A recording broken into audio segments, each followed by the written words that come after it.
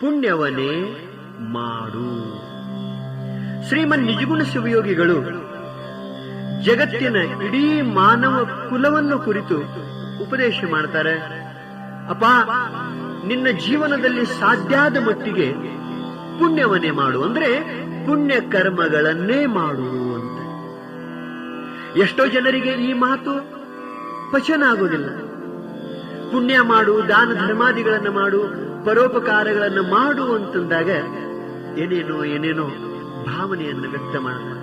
ಅದರಲ್ಲಿ ಪುಣ್ಯ ಮಾಡು, ದಾನ ಮಾಡು ಅಂತಂದಾಗ ಒಬ್ಬೊಬ್ಬರಿಗೆ ಹಿಂಗಾಗ್ತದಲ್ಲ, ದಾನವೆಂದೊಡೆ ತಲೆಯಲ್ಲಿ ಛಾನದಿಮ್ಮು ಹೊಡೆದಂತೆ, ದಾನವೆಂದೊಡೆ ತಲೆಯಲ್ಲಿ ಛಾನದಿಮ್ಮು ಹೊಡೆದಂತೆ, ತಾನೊಂದು ತಪ್ಪು ಮಾಡಿದಡೆ ದಂಡವನು ಮೌನದಿಮ್ಮುವೀವರು ಸರ್ವಜ್ಞ. ಅಂದ್ರೆ ದಾನ ಮಾಡ್ರಿ ಅಂತಂದಾಗ ಒಬ್ಬೊಬ್ಬರ ತಲೆ ಮ್ಯಾಲ ಛಾನ ಇಟ್ಟು ಹೊಡೆದಂಗಾಗ್ತದೆ. ಒಬ್ಬೊಬ್ಬರಿಗೆ ತಾವೊಂದು ತಪ್ಪು ಮಾಡಿದ್ರು ಅಂತಂದ್ರೆ ದಂಡ ಕೊಡ್ತಾರೋ ಅದು ಯಾರಿಗೂ ಗೊತ್ತಾಗಲಾರ್ದಂಗ ಮೌನದಿಂದ ಹೋಗಿ ಸುಮ್ಮನೆ ಕೊಟ್ಟು ಬರ್ತಾರೆ. ಆದ್ದರಿಂದ ಹೀಗಾಗಬಾರದು. ಎಷ್ಟು ಸಾಧ್ಯದ ಅಷ್ಟ ಪುಣ್ಯವನ್ನು ಮಾಡು ಅಂತ ಹೇಳಿ ಮಹಾತ್ಮರು ಹೇಳ್ಕೊಂಡು ಬಂದಿದ್ದಾರೆ. ಈಗ ಕೆಲವೊಂದು ಜನ ಪ್ರಶ್ನೆ ಮಾಡ್ತಾರೆ, ನಾವು ಪುಣ್ಯ ಯಾಕೆ ಮಾಡಬೇಕು ಅಂತ. ಪುಣ್ಯ ಯಾಕೆ ಮಾಡಬೇಕು ಅನ್ನೋದಕ್ಕೆ ಹಲವು ಕಾರಣಗಳಿವೆ. ಒಂದನೇ ಕಾರಣ ಏನು ಅಂತಂದ್ರೆ, ಆಪತ್ ಕಾಲದಲ್ಲಿ ನಮ್ಮನ್ನು ರಕ್ಷಣಾ ಮಾಡುವುದು ಯಾವುದು ಅಂತ ಕೇಳಿದರೆ ನಾವು ಮಾಡಿರುವಂತಹ ಪುಣ್ಯ, ನಾವು ಮಾಡಿರುವಂತಹ ಧರ್ಮ. ಇದಕ್ಕೆ ಶಾಸ್ತ್ರಗಳು ಹೇಳ್ತವೆ, ಧರ್ಮ ಏವ ಹತೋ ಹಂತಿ ಧರ್ಮೋ ರಕ್ಷತಿ ರಕ್ಷಿತ. ಯಾರು ಧರ್ಮವನ್ನ ಮೀರಿ ನಡೀತಾರೋ, ಯಾರು ಧರ್ಮವನ್ನ ಬಿಟ್ಟು ನಡೀತಾರೋ ಅವರಿಗೆ ಧರ್ಮವನ್ನು ಬಿಟ್ಟು ಬಿಡುತ್ತದೆ. ಯಾರು ಧರ್ಮದ ರಕ್ಷಣೆಯನ್ನು ಮಾಡ್ತಾರೋ, ಯಾರು ಧರ್ಮದ ಪರಿಪಾಲನೆಯನ್ನ ಮಾಡ್ತಾರೋ ಅವರಿಗೆ ಅವರು ಮಾಡಿದ ಧರ್ಮ ರಕ್ಷಣೆ ಮಾಡ್ತದೆ, ಪರಿಪಾಲನೆ ಮಾಡ್ತದೆ. ಅದಕ್ಕೆ ಒಬ್ರು ಹೇಳಿದರು, ವನೇ ರಣೇ ಶತ್ರು ಜಲಾಗ್ನಿ ಮಧ್ಯೆ ಮಹಾರ್ಣವೇ ಪರ್ವತ ಮಸ್ತಕೇವ ಸುಪ್ತಂ ಪ್ರಮತ್ತಂ ವಿಷಮಸ್ಥಿತಂ ವಾ ರಕ್ಷಂತಿ ಪುಣ್ಯಾನಿ ಪುರಾಕೃತಾನಿ. ಅಂತಂದ್ರೆ ಇಂಥಿಂಥ ಸ್ಥಾನದಲ್ಲಿ ಕಷ್ಟದ ಕಾಲದಲ್ಲಿ ನಾವು ಮಾಡಿರುವಂತಹ ಪೂರ್ವದ ಪುಣ್ಯ ಧರ್ಮ ನಮ್ಮನ್ನ ರಕ್ಷಣಾ ಮಾಡತತಿ ಅನ್ನುವಂಥ ಮಾತನ್ನ ಬಹಳ ಸುಂದರವಾಗಿ ಮಹಾತ್ಮರು ಹೇಳ್ಕೊಂಡು ಬಂದಿದ್ದಾರೆ. ಅದು ಎಲ್ಲೆಲ್ಲಿ ಅಂತ ಕೇಳಿದರೆ, ಮನುಷ್ಯನು ಕಾಡಿನಲ್ಲಿ ಕಷ್ಟದಲ್ಲಿರುವಾಗ ಮತ್ತು ಯುದ್ಧದಲ್ಲಿ ತೊಡಗಿದಾಗ, ಶತ್ರುಗಳ ಕೈಯಲ್ಲಿ ಸಿಕ್ಕಾಗ, ನೀರು ಬೆಂಕಿಗಳ ನಡು ಈ ಮನುಷ್ಯ ಇರುವಾಗ, ಸಮುದ್ರದ ಮಧ್ಯದಲ್ಲಿ ಬಿದ್ದಾಗ, ಬೆಟ್ಟದ ತುದಿಯಿಂದ ಕೆಳಗೆ ಜಾರಿ ಬೀಳುವಾಗ, ಅಷ್ಟೇ ಅಲ್ಲ ಎಚ್ಚರ ತಪ್ಪಿ ಬಿದ್ದಾಗ, ಗಾಢ ನಿದ್ರೆ ಹತ್ತಿರುವಾಗ, ವಿಷಮ ಪರಿಸ್ಥಿತಿಯಲ್ಲಿ ಸಿಲುಕಿದಾಗ ಮನುಷ್ಯನಿಗೆ ಆತ ಮಾಡಿದ ಹಿಂದಿನ ಪುಣ್ಯವೇ ಅವನನ್ನು ರಕ್ಷಣಾ ಮಾಡ್ತತಿ ಅನ್ನುವಂಥ ಮಾತನ್ನ ಶಾಸ್ತ್ರಗಳು ಹೇಳ್ತಾವು ಅಂತಂದಾಗ ಅದಕ್ಕೆ ಹೇಳಿದ್ರು ಪುಣ್ಯವನ್ನೇ ಮಾಡು. ಆಪತ್ಕಾಲದಲ್ಲಿ ನಮ್ಮ ರಕ್ಷಣಾ ಮಾಡ್ತದೆ. ಅದು ಹ್ಯಾಂಗ ಅಂತ ಕೇಳಿದರೆ ನಿಮಗೊಂದು ಸಣ್ಣ ಉದಾಹರಣೆ. ದುರ್ಯೋಧನ ತುಂಬಿದ ಸಭೆಯಲ್ಲಿ ದ್ರೌಪದಿಯ ಸೀರೆಯನ್ನು ಸೆಳೆದು ಅಪಮಾನ ಮಾಡಬೇಕು ಅಂತ ಪ್ರಯತ್ನ ಮಾಡಿದ. ಅದೆಲ್ಲ ನಿಮಗೆ ಕಥೆ ಗೊತ್ತದೆ, ಸುಮ್ಮ ನಿಮಗೆ ನೆನಪಿಗೆ ತಂದು ಕೊಡ್ತೀನಿ ಇಷ್ಟೇ. ದುರ್ಯೋಧನ ಎಂಥ ಮನುಷ್ಯ. ಅಣ್ಣನ ಹೆಂಡತಿ ದ್ರೌಪದಿ ಅಂತಂದ್ರೆ ತಾಯಿ ಸಮಾನ ಅನ್ನುವ ಕಲ್ಪನೆ ಇರಲಿಲ್ಲ. ತುಂಬಿದ ಸಭೆಯಲ್ಲಿ ಬತ್ತಲೆ ಮಾಡಬೇಕು, ಅಪಮಾನ ಮಾಡಬೇಕು ಅಂತ ಪ್ರಯತ್ನ ಮಾಡಿದ. ಯಾವಾಗ ದುಶ್ಯಾಸನ ಸೀರೆಯನ್ನ ಸೆಳೆಯಲಿಕ್ಕೆ ಪ್ರಾರಂಭ ಮಾಡಿದನೋ ಆವಾಗ ದ್ರೌಪದಿ ಕುಳಿತಿರುವಂತಹ ಸಭಿಕರನ್ನ, ಬಂಧು ಬಾಂಧವರನ್ನ ಪ್ರಾರ್ಥನೆ ಮಾಡ್ತಾಳೆ, ನನ್ನ ಮಾನ ರಕ್ಷಣಾ ಮಾಡ್ರಿ, ನಮ್ಮನ್ನ ಕಾಪಾಡ್ರಿ ಅಂತ ಹೇಳಿ ಬಹಳಷ್ಟು ಪ್ರಾರ್ಥನೆ ಮಾಡ್ತಾರೆ. ಸಾಕಷ್ಟು ಜನ ಆ ತಾಯಿಯ ಬಂಧುಗಳಿದ್ರು, ಯಾರೊಬ್ರು ಆಪತ್ಕಾಲದಲ್ಲಿ ರಕ್ಷಣಾ ಮಾಡಲಿಲ್ಲ. ಯಾವಾಗ ಇವ್ರು ಯಾರೂ ರಕ್ಷಣಾ ಮಾಡಲಿಲ್ಲ, ಸುಮ್ಮ ಕುಳಿತು ಬಿಟ್ರೋ, ಆವಾಗ ದ್ರೌಪದಿ ಶ್ರೀಕೃಷ್ಣ ಪರಮಾತ್ಮನನ್ನು ಕುರಿತು ಪ್ರಾರ್ಥನೆ ಮಾಡಿದಳು. ಕೃಷ್ಣ, ಹೇ ಪರಮಾತ್ಮ, ಆಪತ್ ಬಾಂಧವ, ನಮ್ಮ ಏಕೈಕ ಹಿತಬಂಧುವೇ, ನಮ್ಮ ಮಾನ ರಕ್ಷಣಾ ಮಾಡು ಅಂತ ಹೇಳಿ ಕೂಗಿದಳು. ಪ್ರಾಣಕ್ಕಿಂತಲೂ ಮಾನ ದೊಡ್ಡದು ಪರಮಾತ್ಮ. ಮಾನ ಹೋದ ಬಳಿಕ ಪ್ರಾಣ ಇದ್ದು ಏನು ಉಪಯೋಗ ಇಲ್ಲ, ಅದಕ್ಕೆ ನನ್ನ ಮಾನ ಕಾಪಾಡಬೇಕು ಅಂತ ಪ್ರಾರ್ಥನೆ ಮಾಡಿದಾಗ ಪರಮದಯಾ ಸಾಗರನಾಗಿರುವಂಥ, ಭಕ್ತರ ಏಕೈಕ ಬಂಧುವಾಗಿರುವಂಥ ಪರಮಾತ್ಮ ಓಡಿ ಬರ್ತಾನೆ. ಓಡಿ ಬಂದು ಸಭೆಯಲ್ಲಿ ಯಾರ ಕಣ್ಣಿಗೂ ಕಾಣಲಾರದಂಗ ಅವ್ಯಕ್ತವಾಗಿ ನಿಂತು ಅನಂತ ಸೀರೆಗಳ ರಾಶಿಯನ್ನೇ ಕೊಟ್ಟು ದ್ರೌಪದಿಯ ಮಾನವನ್ನು ಕಾಪಾಡಿದ. ಒಂದು ಮಾತು ಲಕ್ಷ್ಯದಲ್ಲಿರಬೇಕು, ಸಾಕಷ್ಟು ಬಂಧುಗಳಿದ್ದರೂ ಆ ತಾಯಿಯ ಮಾನ ಕಾಪಾಡಲಿಲ್ಲ. ಆಪತ್ಕಾಲದಲ್ಲಿ ಯಾರೂ ಅನುಕೂಲ ಆಗಲಿಲ್ಲ.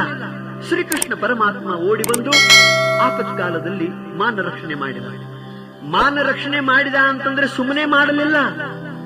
ಆ ದ್ರೌಪದಿ ತಾಯಿ ಪೂರ್ವದಲ್ಲಿ ಅಂಥ ಪುಣ್ಯದ ಕೆಲಸ ಮಾಡಿದ್ಲು, ಒಂದು ಧರ್ಮದ ಕೆಲಸ ಮಾಡಿದ್ಲು. ಆ ಧರ್ಮ ಇವತ್ತು ಆಕೆಯನ್ನ ಕಾಪಾಡಿತು. ಪರಮಾತ್ಮ ಅವರ ಧರ್ಮವನ್ನು ತಕ್ಕೊಂಡು ಅವರಿಗೆ ಅದರ ಫಲವನ್ನು ಕೊಡ್ತಾನೆ, ಆಪತ್ಕಾಲದಲ್ಲಿ ಕಾಪಾಡ್ತಾನೆ. ಅದು ಹೆಂಗೆ ಅಂತಂದ್ರೆ, ಆ ತಾಯಿ ಒಂದು ಪುಣ್ಯದ ಕೆಲಸ ಮಾಡಿದ್ಲು. ಇನ್ನೂ ತವರು ಮನೆಯಲ್ಲಿ ಇರುವಾಗ ತನ್ನ ಗೆಳತಿಯರನ್ನ ಕರೆಕೊಂಡು ನದಿ ದಂಡಿಗೆ ತಿರುಗಾಡ್ತಾ ಅಂತ ಬಂದಿದ್ಲು. ಆ ನದಿ ಒಳಗೆ ಶಾಪಾನುಗ್ರಹ ಸಾಮರ್ಥ್ಯವುಳ್ಳಂತ ದುರ್ವಾಸ ಮಹರ್ಷಿಗಳು ಸ್ನಾನ ಮಾಡ್ತಾ ಇದ್ರು. ಸ್ನಾನ ಮಾಡುವಾಗ ಅವರ ಕೌಪಿನ ನೀರಿನ ಶೆಳಿವಿಗೆ ಹರಿದು ಹೋಗಿಬಿಟ್ಟಿತ್ತು. ಅವರು ನೀರೊಳಗನ ಬಟ್ಲೆ ಆಗಿದ್ರು. ಹೀಗಿರುವ ಸಂದರ್ಭದಲ್ಲಿ ಇನ್ನೇನಪ್ಪ ಹೊರಗೆ ಬಂದು ನಾನು ಬಟ್ಟೆಗಳನ್ನ ಹಾಕೋಬೇಕು ಅಂತ ಹೇಳಿ ಋಷಿಗಳು ಅನ್ನುವುದರೊಳಗನ ಈ ವಯಸ್ಸಿನ ಹೆಣ್ಮಕ್ಳೆಲ್ಲ ಅಂದ್ರೆ ದ್ರೌಪದಿ ತನ್ನ ಗೆಳತಿಯರನ್ನ ಕರ್ಕೊಂಡು ನದಿ ದಂಡಿಗೆ ಬಂದು ನಿಂತಳು. ದ್ರೌಪದಿಯ ಇಚ್ಛೆ ಏನಾತು ಅಂತಂದ್ರೆ, ಮಹಾತ್ಮರು ಸ್ನಾನ ಮಾಡಕತ್ಯಾರು, ಇನ್ನೇನು 5-10 ನಿಮಿಷಗಳಲ್ಲಿ ಹೊರಗೆ ಬರ್ತಾರು, ಅವರಿಗೆ ನಮಸ್ಕಾರ ಮಾಡಿ ಅವರ ಆಶೀರ್ವಾದವನ್ನು ತಗೊಂಡು ಹೋಗುವನು ಅಂತ ಹೇಳಿ ಗೆಳತಿಯರನ್ನ ಕರ್ಕೊಂಡು ದಂಡ್ಯಾಗನ ನಿಂತು. ಇನ್ನ ಇವರು ಹೊರಗೆ ಬರಬೇಕು ಅಂತಂದ್ರೆ ವಯಸ್ಸಿನ ಹೆಣ್ಣುಮಕ್ಕಳು ದಂಡ್ಯಾಗ ನಿಂತಾಗ ಬಟ್ಲೆ ಆಗಿರುವಂತಹ ಮಹಾತ್ಮ ಹ್ಯಾಂಗ ಹೊರಗೆ ಬರ್ತಾನೋ? ಹೊರಗೆ ಬರಲಿಲ್ಲ. ಅವರೆಲ್ಲ ಮುಂದಕ್ಕೆ ಹೋದ ಬಳಿಕ ಹೊರಗೆ ಬರಬೇಕು ಅಂತ ಋಷಿಗಳು ನೀರಾಗ ನಿಂತರು. ಇವರು ಹೊರಗೆ ಬಂದ ಬಳಿಕ ನಮಸ್ಕಾರ ಮಾಡೇ ಹೋಗುವನು ಅಂತ ದ್ರೌಪದಿ ಗೆಳತಿಯರನ್ನ ಕರ್ಕೊಂಡು ದಂಡಿ ಒಳಗೆ ನಿಂತರು. 1 ತಾಸು ಹೋತು, 2 ತಾಸು ಸಮಯ ಹೋತು, ಋಷಿಗಳು ಹೊರಗೆ ಬರಲಿಲ್ಲ. ಆವಾಗ ಆ ತಾಯಿ ಅಂತಾಳೆ, ಯಜ, ದೊಡ್ಡ ಸ್ನಾನ ಮುಗಿಸ್ಕೊಂಡು ಹೊರಗೆ ಬರ್ರಿ, ನಾವು ನಮಸ್ಕಾರ ಮಾಡಿ ನಿಮ್ಮ ಆಶೀರ್ವಾದ ತಗೊಂಡು ಹೋಗ್ಬೇಕಂತ ನಿಂತೀವಿ, ದೊಡ್ಡ ಹೊರಗೆ ಬರ್ರಿ ಅಂತ ಹೇಳಿ ಕೂಗಿದಾಗ ಮಹಾತ್ಮ ಅದಕ್ಕೆ ಉತ್ತರ ಕೊಡ್ತಾನೆ, ಮಗಳೇ, ನಾನು ಹೊರಗೆ ಬರುವ ಪರಿಸ್ಥಿತಿ ಒಳಗಿಲ್ಲ, ದಯವಿಟ್ಟು ನೀವೆಲ್ಲ ಮುಂದಕ್ಕೆ ಹೋಗ್ಬಿಡ್ರಿ, ಆಮೇಲೆ ನಾ ಹೊರಗೆ ಬರ್ತನೋ, ಈಗ ಸದ್ಯ ಹೊರಗೆ ಬರುವ ಪರಿಸ್ಥಿತಿ ಒಳಗೆ ನಾ ಇಲ್ಲ ಅಂತ ಕೂಗಿ ಹೇಳಿದಾಗ ಜಾಣಳಾಗಿರುವಂತಹ ದ್ರೌಪದಿ ಅರ್ಥ ಮಾಡಿಕೊಂಡ್ಲು, ಮಹಾತ್ಮರು ಬದ್ಲೆ ಆಗ್ಯಾರು ಅಂತ ಹೇಳಿ. ಇನ್ನೇನಪ್ಪಾ, ಹೇಗಾದ್ರೂ ಮಾಡಿ ನಾವು ಆಶೀರ್ವಾದ ತಗೊಂಡು ಹೋಗಬೇಕು ಅಂತ ಹೇಳಿ ತನ್ನ ಸೀರೆಯ ಶರಗನ್ನ ಹರಿದು ಮರ್ಯಾದೆಗಾಗಿ ನೀರೊಳಗೆ ಒಗಿತಾಳೆ ಆ ಅರಬಿಯ ತುಣುಕ. ಮಹಾತ್ಮರು ಆ ಅರಬಿಯನ್ನು ಹಿಡ್ಕೊಂಡು ಮರ್ಯಾದೆ ಮಾಡಿಕೊಂಡು ಹೊರಗೆ ಬಂದ್ರು. ಎಲ್ಲಾರು ನಮಸ್ಕಾರ ಮಾಡಿದ್ರು. ಎಲ್ಲಾರು ನಮಸ್ಕಾರ ಮಾಡುವಾಗ ದ್ರೌಪದಿನೂ ಬಂದು ನಮಸ್ಕಾರ ಮಾಡಿದ್ಲು. ನಮಸ್ಕಾರ ಮಾಡುವಾಗ ಋಷಿಗಳ ಹೃದಯ ಕರಗಿತು. ಅವರಂತಾರು, ಮಗಳೇ, ಎಂಥ ಪುಣ್ಯದ ಕೆಲಸ ಮಾಡಿದಿ, ನನ್ನ ಮರ್ಯಾದೆಗಾಗಿ ನಿನ್ನ ಸೀರೆಯ ಶರಗನ್ನ ಹರಿದು ಕೊಟ್ಟಿಯಲ್ಲ, ಎಂಥ ಪುಣ್ಯದ ಕೆಲಸ ಮಾಡಿದಿ. ನಿನಗೆ ನೆನಪಿರಲಿ, ಈಗ ನೀನು ನನ್ನ ಮರ್ಯಾದೆಗಾಗಿ ಹಂಗ ಅರಬಿಯನ್ನು ಕೊಟ್ಟಿಯೋ, ನಾಳೆ ನಿನ್ನ ಜೀವನದೊಳಗ ನಿನ್ನ ಮರ್ಯಾದೆ ಹೋಗುವ ಸಂದರ್ಭದೊಳಗ ಈಗ ಮಾಡಿರುವಂತಹ ಈ ಪುಣ್ಯ, ಈ ವಸ್ತ್ರ ಅನಂತ ಸೀರೆಗಳಾಗಿ ನಿನ್ನ ಮಾನ ರಕ್ಷಣಾ ಮಾಡಲಿ ಅಂತ ಆಶೀರ್ವಾದ ಮಾಡಿದ. ಅಂದಿನ ಪುಣ್ಯ ಅದು ಭಗವಂತನ ಬ್ಯಾಂಕಿನೊಳಗೆ ಜಮಾ ಇತ್ತು. ಯಾವಾಗ ಮಾನ ಹೋಗು ಪ್ರಸಂಗ ಬಂತೋ, ಪರಮಾತ್ಮ ಆ ಪುಣ್ಯನ ತಗೊಂಡು ಬಂದು ಆ ತಾಯಿಗೆ ಅನಂತ ಸೀರೆಗಳನ್ನು ಕೊಟ್ಟು ಆ ತಾಯಿಯ ಮಾನ ಕಾಪಾಡಿದ. ಅವಾಗಂತಾನೆ, ಮಗಳೇ, ನೀನು ಮಾಡಿದ ಪುಣ್ಯ ನಿನ್ನ ರಕ್ಷಣಾ ಮಾಡಿದೆ ಹೊರತು ನಾನು ರಕ್ಷಣಾ ಮಾಡಲಿಲ್ಲ, ನಿನ್ನ ಧರ್ಮ ನಿನ್ನ ಕಾಪಾಡಿದೆ ಹೊರತು ನಾನು ಕಾಪಾಡಲಿಲ್ಲ ಅನ್ನುವಂಥ ಮಾತ ಶ್ರೀಕೃಷ್ಣ ಪರಮಾತ್ಮ ದ್ರೌಪದಿಗೆ ಹೇಳಿದ ಅಂತಂದಾಗ, ಆತ್ಮೀಯ ಬಂಧುಗಳೇ, ನಮಗಾದ್ರೂ ಕೂಡ ಆಪತ್ಕಾಲದಲ್ಲಿ ನಾವು ಮಾಡಿರುವಂತ ಧರ್ಮವೇ ನಮ್ಮನ್ನ ರಕ್ಷಣಾ ಮಾಡ್ತದೆ. ಆದ್ದರಿಂದ ಹೇಳಿದ್ರು ನಿಜಗುಂಡ್ರು, ಪುಣ್ಯವನ್ನೇ ಮಾಡು, ಧರ್ಮವನ್ನೇ ಮಾಡು, ನಿನ್ನ ಧರ್ಮ ಆಪತ್ಕಾಲದಲ್ಲಿ ನಿನ್ನ ಕಾಪಾಡುತ್ತದೆ. ಇದೇ ಮಾತನ್ನು ಶ್ರೀಮನ್ ನಿಜಗುಂಡ ಶಿವಯೋಗಿಗಳು ಇನ್ನೊಂದು ಪದ್ಯದಲ್ಲಿ ಬಹಳ ಸುಂದರವಾಗಿ ವರ್ಣನೆಯನ್ನು ಮಾಡ್ತಾರೆ. ನೀನು ಮಾಡಿದ ಧರ್ಮ ನಿನ್ನ ಎಲ್ಲೆಲ್ಲಿ ಕಾಪಾಡ್ತತಿ ಅಂತ ಕೇಳಿದರೆ, ಗಿರಿಯ ಶಿಖರದೋಳು, ಕಾಂತಾರದೋಳು, ನಡುಗಡಲೋಳು, ಉರಿಯ ಮಧ್ಯದೋಳು, ರಣಭೂಮಿಯೋಳು, ಶತ್ರುಗಳ ನೆರವಿಯೋಳು, ಚೋರ ವಿಷ ಭೂತಾದಿ ಭೀತಿಯೋಳು, ಪರದೇಶದ ಅಂಡಲೆಯೋಳು, ದೊರೆ ಮುಳಿದ ವೇಳೆಯೋಳು, ಬಲು ಕಂಟಕಂಗಳೋಳು, ಹರಣದ ಅಳಿವಿನೋಳು, ನಿದ್ರೆ ಆಲಸ್ಯ ಮರವೇ ತನಗಿದ್ದ ವೇಳೆಯೋಳು. ಅಷ್ಟೇ ಅಲ್ಲ, ಸಾಹಸ ಮುಳಿದ ಕಾಲದೊಳು ಕೂಡೆ ಪೊರೆವುದು ಪೂರ್ವ ಸುಕೃತ ಮಿರಲು. ಹೀಗಿರುವಾಗ ಎನ್ನ ಆತ್ಮೀಯ ಬಂಧುಗಳೇ, ನಾವು ಮಾಡಿದ ಪುಣ್ಯ, ನಾವು ಮಾಡಿದ ಧರ್ಮ ಆಪತ್ಕಾಲದಲ್ಲಿ ನಮ್ಮನ್ನು ರಕ್ಷಣಾ ಮಾಡ್ತದೆ. ಆದ್ದರಿಂದ ಪುಣ್ಯವನ್ನೇ ಮಾಡು ಅಂತ ಹೇಳಿದರು. ಇದಕ್ಕೆ ಇನ್ನೊಂದು ನಿಮಗ ಸಣ್ಣ ಉದಾಹರಣೆ ಹೇಳಬೇಕು ಅಂತಂದ್ರೆ, ಒಂದೂರೊಳಗೆ ಒಬ್ಬ ಬಹಳ ಜೀನ ಮನುಷ್ಯ ಇದ್ದ, ಕಡು ಲೋಭಿ, ಬಹಳ ದೊಡ್ಡ ಶ್ರೀಮಂತ. ಆದ್ರೂ ಕೂಡ ಒಂದೂ ಪುಣ್ಯದ ಕೆಲಸ ಮಾಡ್ತಿದ್ದಿಲ್ಲ, ದಾನ ಧರ್ಮಾದಿಗಳನ್ನ ಮಾಡ್ತಿದ್ದಿಲ್ಲ. ಅವನೊಂದು ವ್ಯವಹಾರ ಇತ್ತು, ನಿಮಗೆ ಗೊತ್ತಿರಬೇಕು, ಈ ಬಡ್ಡಿ ವ್ಯವಹಾರ ಅಂತ ಇರ್ತದಲ್ಲ, ಬಡ್ಡಿಗೆ ಬಡ್ಡಿ, ಮಹಾಬಡ್ಡಿ, ಚಕ್ರ ಬಡ್ಡಿ, ಆ ಬಡ್ಡಿ ಈ ಬಡ್ಡಿ, ಸಾಲ ತಗೊಂಡವ್ರ ಮನೆ ಬಡ್ಡಿನ ಕಿತ್ತು ಹೋಗಿರ್ಬೇಕು. ಹಂಗ ಬಡ್ಡಿ ಆಡುವಂತ ಶ್ರೀಮಂತರು ಇರ್ತಾರಲ್ಲ, ಅವರ ಪೈಕಿ ಅವೊಬ್ಬ ಶ್ರೀಮಂತ. ಬಡ್ಡಿ ವ್ಯವಹಾರ ಮಾಡ್ತಿದ್ದ, ಜನರಿಗೆ ಸಾಲ ಕೊಡ್ತಿದ್ದ. ಸಾಲ ವಸೂಲಿ ಮಾಡಲಾಕ ಹೋದ ಅಂತಂದ್ರೆ ಕಲ್ಲು ಹೃದಯದಂಥ ಮನುಷ್ಯ, ಪಾಪ ಬಡವರಿಗೆ ಬಡ್ಡಿ ಕೊಡೋಣ ಆಗಿದ್ದಿಲ್ಲ ಅಂತಂದ್ರೆ, ಏನೋಪ್ಪ ಸಾಲ ವಾಪಸ್ ಮಾಡಲಾಕ ಸ್ವಲ್ಪ ತಡ ಆಗಿತ್ತು ಅಂತಂದ್ರೆ ವಸೂಲಿಗೆ ಬರ್ತಿದ್ದ. ಅವರು ಒಲ್ಯಾಗ ನೀರು ಸುರುವೆ ವಸೂಲಿ ಮಾಡ್ತಾರೆ. ನಿಮಗೆ ಊಟ ಮಾಡ್ಲಾಕೆಲ್ಲ ಅನುಕೂಲದ, ನನಗ ಬಡ್ಡಿ ಕೊಡಾಕ ಅನುಕೂಲ ಇಲ್ಲ ಏನಂತ ಹೇಳಿ ಅಡಿಗೆ ಮಾಡುವಂತ ಒಲೆ ಒಳಗ ನೀರು ಸುರುತ್ತಿದ್ದ. ನಮಗ ಕೊಡಬೇಕಾದ ಬಡ್ಡಿ ಕೊಟ್ಟ ಮುಂದಿನ ವ್ಯವಹಾರ ಅಂತ ಹೇಳಿ ಜನರನ್ನ ವಸೂಲಿ ಮಾಡ್ತಿದ್ದ, ಕಾಣ್ತಿದ್ದ, ಬೇಡ್ತಿದ್ದ, ಸುಲಿಗೆ ಮಾಡ್ತಿದ್ದ. ಅಷ್ಟೇ ಅಲ್ಲ, ಒಮ್ಮೆಮ್ಮೆ ಸಾಲ ತಗೊಂಡು ಅವ್ರು ಸತ್ತಿದ್ರು ಅಂತಂದ್ರೆ, ಅವರ ಅಂತ್ಯ ಸಂಸ್ಕಾರ ನಡೀತಾ ಇತ್ತು ಅಂತಂದ್ರೆ ಓಡಿ ಬಂದು ಪ್ಯಾಟ್ಯಾಗನ ಹೆಣ ತರವಿ ಸಾಲ ವಸೂಲಿ ಮಾಡ್ತಿದ್ದ.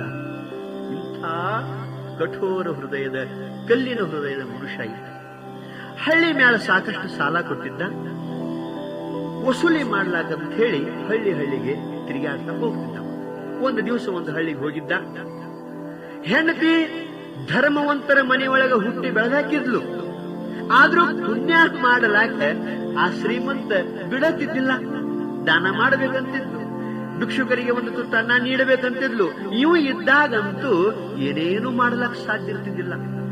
ಒಮ್ಮೆ ಹಳ್ಳಿಗೆ ಹೋದಾಗ ಒಬ್ಬ ಮಹಾತ್ಮ, ಶಾಪಾನುಗ್ರಹ ಸಾಮರ್ಥ್ಯವುಳ್ಳಂಥ, ಅಷ್ಟಮಾ ಸಿದ್ಧಿಗಳುಳ್ಳಂಥ ಮಹಾನ್ ತತ್ವಜ್ಞಾನಿ, ಸಿದ್ಧಾರೂಢರಂಥ, ನವಲಗುಂದದ ನಾಗಲಿಂಗಪ್ಪನಂಥ ಒಬ್ಬ ಮಹಾತ್ಮ ಆ ತಾಯಿ ಮನೆಗೆ ಬರ್ತಾನೆ. ಭವತಿ ಭಿಕ್ಷಾಂದೇಹಿ ಅಂತ ಬಾಗಿಲದೊಳಗೆ ನಿಂದಿರ್ತಾನೆ. ಇನ್ನು ಗಂಡ ಇಲ್ಲ, ಈಗ ಸ್ವಲ್ಪ ದಾನ ಮಾಡಬೇಕು, ಒಂದು ರೊಟ್ಟಿ ನೀಡಬೇಕು ಅಂತ ಹೇಳಿ ಆ ತಾಯಿ 4 ರೊಟ್ಟಿಗಳನ್ನ ತಗೊಂಡು, ಬಿಸಿ ಬಿಸಿ ರೊಟ್ಟಿಗಳನ್ನು ತಗೊಂಡು ಮ್ಯಾಗ ಕಾಯಿಪಲ್ಯ ಹಾಕಿ ಒಂದು ಚೆರಿಗೆ ನೀರು ತಂದು ಆ ಮಹಾತ್ಮನಿಗೆ ಕೊಡ್ತಾಳೆ. ಆ ಮಹಾತ್ಮ ಊಟ ಮಾಡಿ ಹೊಸದಿದ್ದ, ಬಾಗಿಲದೊಳಗೆ ಕುತ್ಕೊಂಡು ಊಟ ಮಾಡಿದ, ಒಂದು ಚೆರಿಗೆ ನೀರು ಕುಡಿದ, ತೃಪ್ತಿ ಆಯಿತು.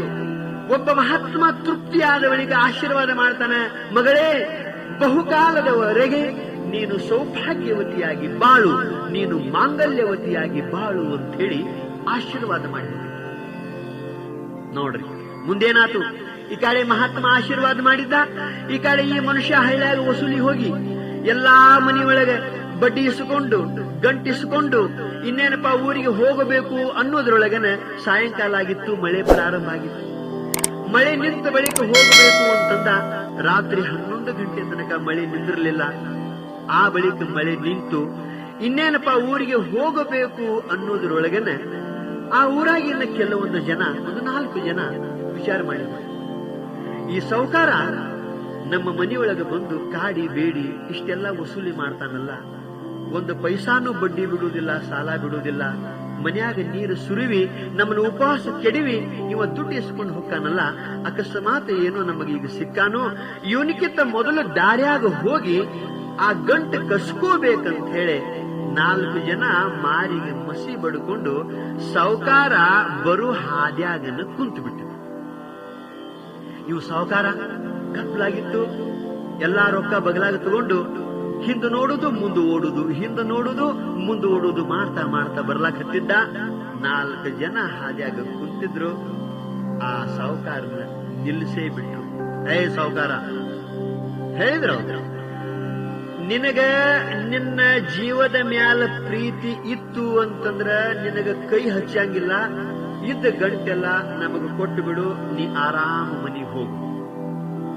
ಒಂದು ವೇಳೆ ನೀನು ದುಡ್ಡು ಕೊಡಲಿಲ್ಲ ಅಂತಂದ್ರೆ ನಾವು ಬಿಡುವುದಿಲ್ಲ, ನಿನ್ನ ಹೊಡಿತೀವಿ, ಬಡಿತೀವಿ, ನಿನ್ನ ಕೈಕಾಲ ಮುರಿದು ಇಸ್ಕೋತೀವಿ. ಅಷ್ಟಲ್ಲ, ಪ್ರಸಂಗ ಬಂದ್ರೆ ನಿನ್ನ ಪ್ರಾಣಾನು ತೆಗಿತೀವಿ, ನಿನ್ನ ಗಂಟು ಒಯ್ತೀವಿ, ಇದಕ್ಕೇನಂತಿ ಅಂತ ಹೇಳಿದಾಗ ಜಿಹಿನನಾಗಿರುವಂತ ಸಾಹುಕಾರ ಅಂತಾನ ಏನಂತ ಗೊತ್ತದ, ಚಮಡಿ ದೂಂಗಾ ಮಗರ್ ದಂಬಡಿ ನಹಿ ದೂಂಗಾ ಅಂದ. ನನ್ನ ಚರ್ಮ ಸುಲ್ಕೋರಿ ನೀವು, ಈ ಚರ್ಮ ಕೊಡ್ತಾನ ಹೊರತು ಜೀವ ಕೊಡ್ತಾನ ಹೊರತು ನನ್ನ ಗಂಟು ಕೊಡುವುದಿಲ್ಲ ಅಂತ ಹೇಳಿ ಬಗಲಾಗಿರುವಂತ ಗಂಟ ತನ್ನ ಹೊಟ್ಟೆಯಾಗಿ ಇಟ್ಟುಕೊಂಡು ಡಬ್ಬು ಬಿದ್ದು ಬಿಟ್ಟ. ಅವರೊಂದ್ರು 4 ಜನ ಈ ಸಾಹುಕಾರ ಹಂಗ ಗಂಟು ಕೊಡವಲ್ಲ ಅಂತ ಹೇಳಿ ಬಡಗಿ ತಂದಿದ್ರು. ಅವರು ಒಬ್ಬರಾಗಂತಲಿ ಒಬ್ರು ಬಡಗಿಯಿಂದ ಹೊಡೆದ್ರು. ಬಡದ್ರೆ ಹಿಂಗ ಸಪ್ಪಳಾಕಿತ್ತು, ರಾಮ ರುಮ್ ಸಪ್ಪಳಾಕಿತ್ತು. ಖರೆ ಇನ್ನೊಂದು ಮಾತು ನಿಮಗೆ ಹೇಳಬೇಕು ಅಂತಂದ್ರೆ, ಈ ಸಾಹುಕಾರ ಉಶ್ಯು ಅನ್ನುವಲ್ಲ, ಅಯ್ಯೋನು ಅನ್ನುವಲ್ಲ, ಅವ್ರು ಹಂಗ ಬಡತಾ ಬಡಿತಾ ಇದ್ರು. ಈ ಸಾಹುಕಾರ ಏನೇನು ಅನ್ನುವಲ್ಲ. ಅವಾಗಂದ್ರು ಇಷ್ಟು ಬಡಿತೀವಿ, ಸಾಹುಕಾರ ಒಟ್ಟ ಏನು ನೆಳವಲ್ಲ ಅಳವಲ್ಲ ಏನಿದು ಅಂತ ಅವ್ರು ವಿಚಾರ ಮಾಡ್ತಾ ಇದ್ರು, ಹಂಗ ಹೊಡಿತಾನೆ ಇದ್ರು. ಇವು ತಳಗೆ ಬಿದ್ದುಕೊಂಡಿದ್ದಾರೆ. ಇವು ಅಂತಿದ್ದ, ಇವರು ಬಡದದ್ದು ಸಪ್ಪಳರ ಕೇಳಿಸ್ತತಿ, ನನಗ ಪೆಟ್ಟ ಹತ್ತುವಲ್ತಲ್ಲ ಯಾಕ ಅಂತ ಹೇಳಿ ಈ ಮನುಷ್ಯ ವಿಚಾರ ಮಾಡಿ ಹಾಂಗ ಕಣ್ಣು ತೆಗೆದಿಕೆರೆ ಇವರು ಬಡಿತಾರು, ನನಗೆ ಯಾಕೆ ಪೆಟ್ಟ ಹತ್ತುವಲ್ತು ಅಂತ ಹಿಂಗ ನೋಡಿದಾಗ, ಏನ್ ಆತ್ಮೀಯ ಬಂಧುಗಳೇ, ನಿಮಗೆ ಹೇಳಬೇಕಾದಂತ ಒಂದು ವಿಚಿತ್ರ ಮಾತು ಅಂತಂದ್ರೆ, ಅವ್ರು ಹೊಡಿತಿದ್ರು, ಪೆಟ್ಟು ಬೀಳ್ತಿದ್ದು. ಆ ಸಾಹುಕಾರಿಯನ್ನು ಬಿದ್ದಿದ್ದಿಲ್ಲ, ಅವನು ಸುತ್ತ 4 ರೊಟ್ಟಿಗಳು ಸುತ್ತ ಹಾಕ್ತಾ ಇದ್ರು. 4 ರೊಟ್ಟಿಗಳು ಆ ಮನುಷ್ಯನಿಗೆ, ಆ ಸಾಹುಕಾರನಿಗೆ ಸುತ್ತ ಹಾಕ್ತಾ ಇದ್ದು. ಎಷ್ಟು ಏಟು ಬೀಳ್ತಿದ್ದುಲ್ಲ, ಆ ಎಲ್ಲಾ ಪೆಟ್ಟ ರೊಟ್ಟಿ ಮೇಲೆ ಬೀಳ್ತಿದ್ದುವ ಹೊರತು ಸಾಹುಕಾರನ ಮೈಗೆ ಧಕ್ಕೆ ಆಗ್ತಿದ್ದಿಲ್ಲ. ಅವಾಗಂತಾನ ಇದೇನಿದು ಎಂಥ ವಿಚಿತ್ರ, ರೊಟ್ಟಿ ನನ್ನ ಸುತ್ತ ಹಾಕತ್ತೇವ, ಇವರು ಬಡದ ಪೆಟ್ಟೆಲ್ಲ ರೊಟ್ಟಿಗೆ ಬೀಳ್ತಾವ, ನನಗೇನು ಆಗವಲ್ತು, ಏನು ವಿಚಿತ್ರ ಅಂತ ಇವು ವಿಚಾರ ಮಾಡೋದ್ರೊಳಗೆ ಆ 4 ಜನ ತುಡುಗರು ಗಂಟು ಕಸ್ಕೋಬೇಕಂತ ಬಂದವರು ಬಡದ್ರು ವಿಚಾರ ಮಾಡಿದ್ರು, ಇವು ಸಾಹುಕಾರ ಅಲ್ಲ, ಇದ್ಯಾವುದೋ ಒಂದು ಬ್ರಹ್ಮ ರಾಕ್ಷಸನ ನಮಗೆ ಗಂಟು ಬಿದ್ದೈತು ಯಪ್ಪ, ಇಷ್ಟ ಬಡದ್ರು ಉಸ್ ಅನ್ನವಲ್ಲ ಅಂತ ಹೇಳಿ ಬಡಗಿ ಒಗೆದು ಅವ್ರು ಓಡಿ ಹೋಗಿಬಿಟ್ರು. ಆವಾಗ ಸಾಹುಕಾರ ಅವ್ರು ಯಾವಾಗ ಆ ಕಡೆ ಓಡಿ ಹೋದ್ರು, ಈ ಕಡೆ ಇವು ಓಡಿ ಮನೆಗೆ ಬಂದ. ಹೇಳ್ತಾನೆ ಹೆಂಡತಿಗೆ, ಬಾಗ್ಲ ತೆಗಿ, ಇವತ್ತು ನಾ ಸತ್ತು ಹೋಗ್ತಿದ್ನಿ, ಬಾಗ್ಲ ತೆಗಿ ಅಂತಂದಾಗ ಆ ಹೆಣ್ಮಗಳು ಬಾಗ್ಲ ತೆಗೆದ್ಲು. ಆವಾಗ ನಾ ಇವತ್ತು ಸತ್ತು ಹೋಗ್ತಿದ್ನಿ ಅನ್ನುವಂತ ಮಾತು ಹೇಳಿದ. ಯಾಕ್ರಿ ಅಂತಂದಾಗ ತುಡುಗರು ಬಂದಿದ್ರು, ಏನೋ ಒಂದು ವಿಚಿತ್ರ, ನನ್ನ ಗಂಟು ಕಸ್ಕೋಬೇಕಂತಿದ್ರು, ಅವರು ಬಡದ್ರು, ನನಗ 4 ರೊಟ್ಟಿ ಸುತ್ತ ಹಾಕ್ತಾ ಇದ್ದು, ಇದೇನೋ ಒಂದು ವಿಚಿತ್ರ, ನನಗೇನು ಗೊತ್ತಾಗಲಿಲ್ಲ ಅಂತ ಹೇಳಿದ. ಆವಾಗ ಹೆಣ್ಮಗಳು ಹೇಳಿದ್ಲು, ನೋಡ್ರಿ ಎಂಥ ಪುಣ್ಯದ ಕೆಲಸ ನೋಡ್ರಿ ಇದು, ನೀವು ಇದ್ದಾಗ ನನಗೆ ಒಂದು ತುತ್ತ ದಾನ ಮಾಡ್ಲಕ್ ಕೊಡ್ತಿದ್ದಿಲ್ಲ, ಅನ್ನ ನೀಡಕ್ ಕೊಡ್ತಿದ್ದಿಲ್ಲ, ನೀವು ಹೋದ ಸಮಯದೊಳಗೆ ಒಬ್ಬ ಮಹಾತ್ಮ ಬಂದಿದ್ದ, ನೀವು ಇಲ್ಲ, ನಾನು ಸಂತೋಷದಲ್ಲಿ ಊಟ ಮಾಡಿಸಬೇಕಂತ 4 ರೊಟ್ಟಿ ಅವನಿಗೆ ಕೊಟ್ಟಿದ್ದು, ನೀವು ಊಟ ಮಾಡಿದ ಬಳಿಕ ಆ ಮಹಾತ್ಮ ಬಹುಕಾಲದವರೆಗೆ ಸೌಭಾಗ್ಯವತಿಯಾಗಿ ಬಾಳು ಮಗಳೇ ಅಂತ ಆಶೀರ್ವಾದ ಮಾಡಿದ, ಮಾಂಗಲ್ಯವತಿಯಾಗಿ ಬಾಳು ಮಗಳೇ ಅಂತ ಆಶೀರ್ವಾದ ಮಾಡಿದ. ಆ ಮಹಾತ್ಮ ಆಶೀರ್ವಾದ ಮಾಡಿದ್ದ ಅಂತ ಹೇಳಿ ಆ ಪುಣ್ಯನ ನಿಮ್ಮನ್ನ ರಕ್ಷಣಾ ಮಾಡಿದ್ ನೋಡ್ರಿ, ಮತ್ತಾರ್ಯಾರು ರಕ್ಷಣಾ ಮಾಡಿಲ್ಲ ಅಂತ ಹೇಳಿದ್ರಂತೆ. ಆವಾಗ ಆ ಸಾಹುಕಾರ ಹಂಗಾರ ಪುಣ್ಯ ಆಪತ್ತು ಕಾಲದೊಳಗೆ ನಮಗೆ ಹಿಂಗ ರಕ್ಷಣಾ ಮಾಡ್ತತಿ ಅಂದ ಬಳಿಕ ನೀ ಬೇಕಾದ ಮಾಡು, ನಾ ಇನ್ನು ಮ್ಯಾಲತಿ ನಿನಗೆ ಏನೇನು ಅನ್ನಂಗಿಲ್ಲ ಅಂತ ಸಾಹುಕಾರ ಹೇಳಿದ ಅಂತ ಕಥೆ ಬರ್ತದೆ. ಆದ್ದರಿಂದ ಎನ್ನ ಆತ್ಮೀಯ ಬಂಧುಗಳೇ, ಪುಣ್ಯ ಮಾಡು ಮಾಡು ಅಂತ ಯಾಕೆ ನಿಜಗುಂಡ್ರು ನಮಗ ಒತ್ತಾಯ ಮಾಡಿ ಹೇಳ್ತಾರು ಅಂತ ಕೇಳಿದ್ರೆ, ಆಪತ್ತು ಕಾಲದೊಳಗ ನಮ್ಮನ್ನ ರಕ್ಷಣಾ ಮಾಡ್ತೀವಿ, ಆದ್ದರಿಂದ ಪುಣ್ಯ ಮಾಡು, ಇದು ಒಂದು ಕಾರಣ. ಆ ಬಳಿಕ ಇನ್ನೊಂದು ಕಾರಣ ನಿಮಗೆ ಹೇಳಬೇಕು ಅಂತಂದ್ರೆ, ನಮಗ ಸುಖ ಬೇಕಾಗಿತ್ತು ಅಂತಂದ್ರೆ, ಭೋಗ ಮೋಕ್ಷ ನಮಗ ಬೇಕಾಗಿತ್ತು ಅಂತಂದ್ರೆ ಹೇಳ್ತಾರೆ ನಿಜಗುಂಡ್ರು, ಪುಣ್ಯವನ್ನೇ ಮಾಡು. ಯಾಕಂತ ಕೇಳಿದ್ರೆ, ಯಾರಿಗೇ ಆಗಲಿ ಸುಖ ಆಗುವುದು ಸಂಪತ್ತಿನಿಂದ ಅಲ್ಲ, ಧರ್ಮದಿಂದ ಸುಖ ಆಗ್ತದೆ, ಪುಣ್ಯದಿಂದ ಸುಖ ಆಗ್ತದೆ. ಅದಕ್ಕೆ ಪುಣ್ಯ ಮಾಡು. ಅದಕ್ಕೊಂದು ಪ್ರಮಾಣದ ಧರ್ಮಾತ್ ಸುಖಂ ಭವತಿ ಅಂದ್ರೆ ಧರ್ಮದಿಂದಲೇ ಸುಖ ಆಗತೈತೆ ಹೊರತು ಸಂಪತ್ತಿನಿಂದ ಅಲ್ಲ. ಅದಕ್ಕೆ ಧರ್ಮವನ್ನೇ ಮಾಡು, ಪುಣ್ಯವನ್ನೇ ಮಾಡು. ನಾವೇನ್ ತಿಳ್ಕೊಂಡಿವಿ ಅಂತ ಕೇಳಿದ್ರೆ, ಸ್ತ್ರೀ, ಪುತ್ರ, ಧನ, ಕನಕ, ವಸ್ತ್ರ, ವಾಹನಗಳಿಂದ ನಮಗ ಸುಖ ಆಗುತ್ತದೆ ಅಂತ ತಿಳ್ಕೊಂಡಿವಿ.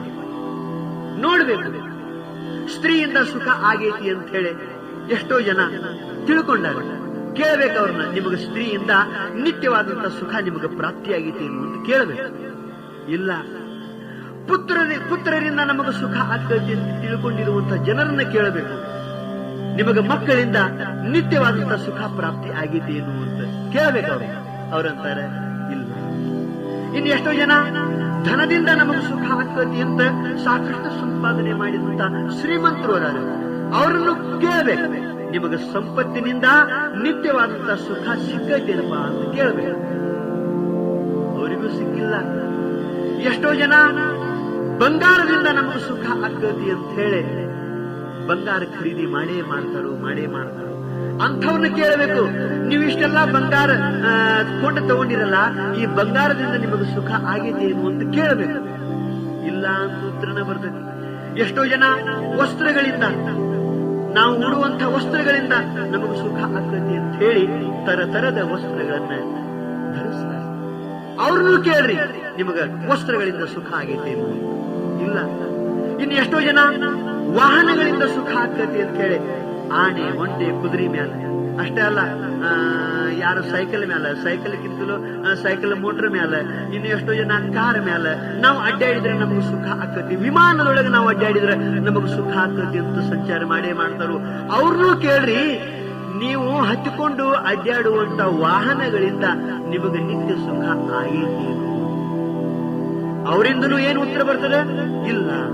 ಆದ್ದರಿಂದ ಎನ್ನ ಆತ್ಮೀಯ ಬಂಧುಗಳೇ, ಸ್ತ್ರೀಯಿಂದ ಆಗಲಿ, ಪುತ್ರರಿಂದ ಆಗಲಿ, ಧನದಿಂದ ಆಗಲಿ, ಕನಕದಿಂದ ಆಗಲಿ, ವಸ್ತ್ರ ವಾಹನಗಳಿಂದ ಆಗಲಿ ಸುಖ ಸಿಗುವುದಿಲ್ಲ.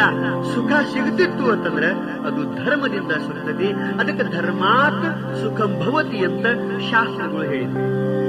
ಆದ್ದರಿಂದ ನಿಜಗುಂಡ್ರು ಹೇಳಿದ್ರು, ನಿನಗೆ ಸುಖ ಬೇಕಾಗಿತ್ತು ಅಂತಂದ್ರೆ ನೀನು ಪುಣ್ಯವನ್ನೇ ಮಾಡು.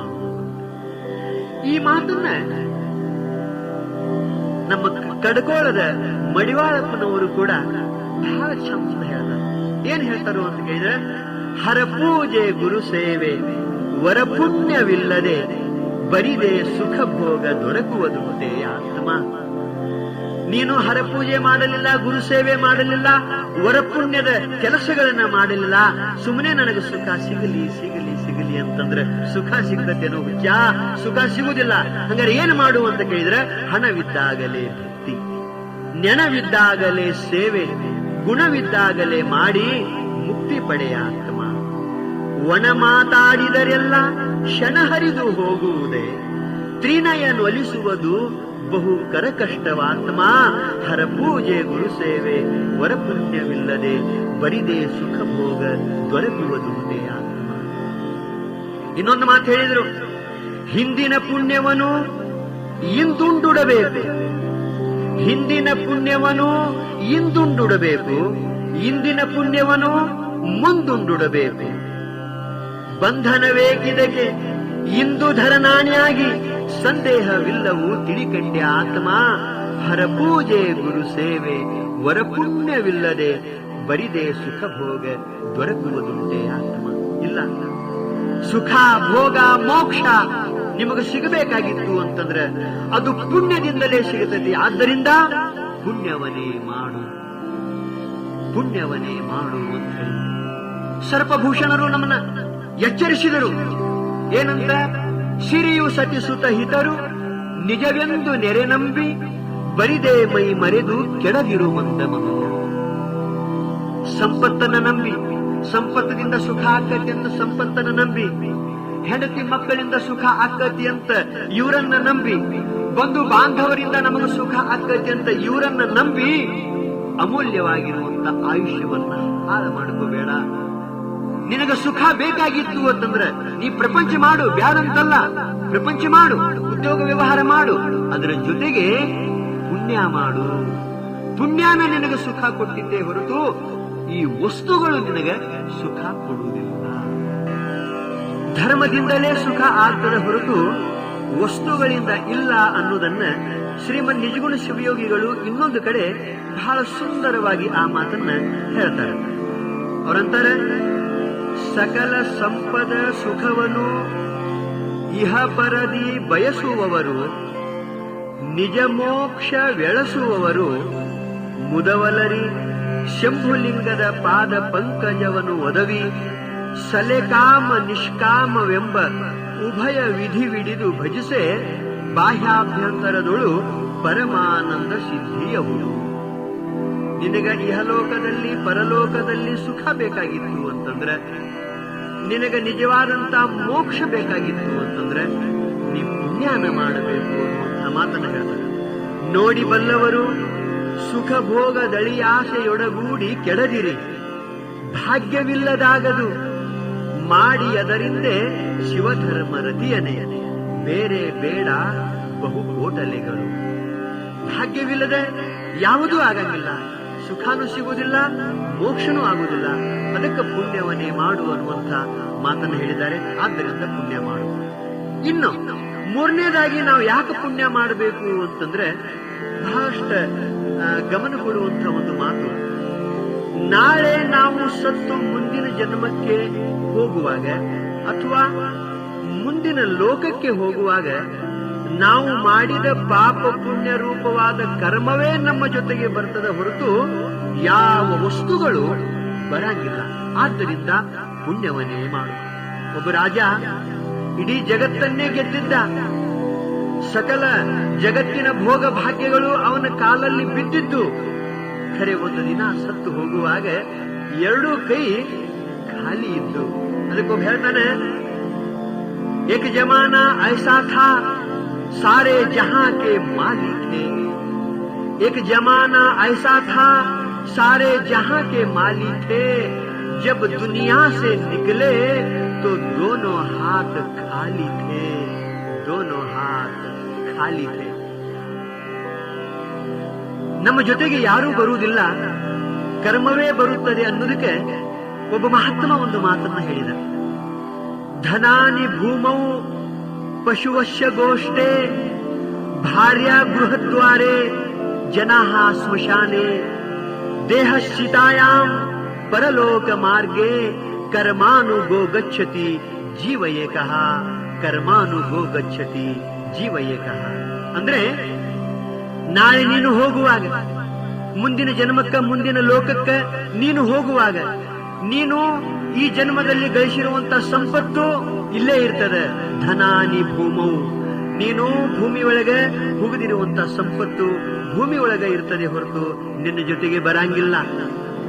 ಬಹುಶಃ ಈಗ ಜನ ಭೂಮಿ ಒಳಗೆ ಸಂಪತ್ತು ಇಡುವುದಿಲ್ಲ, ಬ್ಯಾಂಕಿನೊಳಗೆ ಇಡ್ತಿರ್ತಾರೆ. ಅದಕ್ಕೆ ಹಿಂಗನು ಈಗ ಮೊದಲು ಧನಾನಿ ಭೂಮವು ಅಂತಿದ್ವಿ, ಈಗ ಧನಾನಿ ಬ್ಯಾಂಕ್ ಬೀಳ್ತದೆ. ಆ ಸಂಪತ್ತು ರಾತ್ರಿ ಹಗಲಿ ನನ್ನ ಸಂಪಾದನೆ ಮಾಡಿದೆ, ಈಗ ನೀವು ಹೋಗುವಾಗ ಒಬ್ಬನೇ ಹೋಗಿ ನಾ ಹ್ಯಾಂಗಿಲ್ಲಿರಬೇಕು ಅಂತ ಬೆನ್ನು ಹತ್ತಿ ಬರುವುದಿಲ್ಲ. ಸಂಪತ್ತು ಭೂಮಿ ಒಳಗನೆ ಉಳಿತದ, ಸಂಪತ್ತು ಬ್ಯಾಂಕಿನೊಳಗೆ ಉಳಿತದ. ಪಶುವಶ್ಯ ಗೋಷ್ಠೆ, ನೀನು ಹತ್ತಿಕೊಂಡು ಅಡ್ಡಾಡುವಂತ ಆನೆ, ಒಂಟೆ, ಕುದುರೆ, ವಾಹನಗಳು, ನಿನ್ನ ಸೈಕಲ್ ಮೋಟರ, ನಿನ್ನ ಮಾರುತಿ ಕಾರ, ಇವೆಲ್ಲ ಬಾಗಿಲದೊಳಗನೆ ಇರ್ತಾವ. ನೀವೊಬ್ಬನೇ ಹೋಗ್ತಿ, ನೀವು ಹೋಗುವಾಗ ಬಾಗಲದೊಳಗ ಇರ್ತೈತಿ ಕಾರ ಮಾರುತಿ, ಅಲ್ಲಿ ನಡೀತಿರ್ತೈತಿ ನಿನಗ ಆರುತಿ, ಅಲ್ಲಿ ನಡೀತಿರ್ತೈತಿ ನಿನಗ ಆರುತಿ. ಅದಕ್ಕೆ ಇವೆಲ್ಲ ವಾಹನಗಳು ಬಾಗಿಲದೊಳಗನ ಇದ್ದು ಬಿಡ್ತಾವು. ಭಾರ್ಯ ಗೃಹದ್ವಾರೆ, ಪ್ರೀತಿಯ ಹೆಂಡತಿ ಬಾಗಲತನ ಬರ್ತಾಳೆ ಹೊರತು ನಮ್ಮ ಜೊತೆಗೆ ಮುಂದಿನ ಜನ್ಮಕ್ಕೆ ಬರುವುದಿಲ್ಲ. ಜನಾಹ ಸ್ಮಶಾನೆ, ಜನರು, ನಮ್ಮ ಸ್ನೇಹಿತರು, ನಮ್ಮ ಬಂಧುಗಳು ಸ್ಮಶಾನದವರೆಗೆ ಬರ್ತಾರೆ ಹೊರತು ಮುಂದಿನ ಜನ್ಮಕ್ಕೆ ನಮ್ಮ ಜೊತೆಗೆ ಬರುವುದಿಲ್ಲ, ಮುಂದಿನ ಲೋಕಕ್ಕೆ ನಮ್ಮ ಜೊತೆಗೆ ಬರುವುದಿಲ್ಲ. ದೇಹಶ್ಚಿತಾಯಾಮ್, ಈ ದೇಹವು ಅಗ್ನಿ ಒಳಗರ ಹೋಗ್ತದೆ, ಬೆಳತ್ತಗ್ನಿಯಗರ ಹೋಗ್ತದೆ. ಈ ದೇಹವು ಕೂಡ ಇಲ್ಲೇ ಉಳಿದಕ್ಕೆ ಹೊರತು ಮುಂದಿನ ಜನ್ಮಕ್ಕೆ ಈ ದೇಹವು ನಮ್ಮ ಜೊತೆಗೆ ಬರುವುದಿಲ್ಲ. ಅದಕ್ಕೆ ಹೇಳಿದ್ರು ಪರಲೋಕ ಮಾರ್ಗೆ ಕರ್ಮಾನು ಗೋ ಗಚ್ಚತಿ ಜೀವ ಏಕಃ. ಪರಲೋಕಕ್ಕೆ ಮುಂದಿನ ಜನ್ಮಕ್ಕೆ ಇವು ಜೀವ ಒಬ್ಬನೇ ಹೋಗ್ತಾನೆ, ಖರೆ ಇಲ್ಲಿ ಮಾಡಿರುವಂತ ಕರ್ಮವನ್ನು ಕಟ್ಟಿಕೊಂಡು ಹೋಗ್ತಾನು.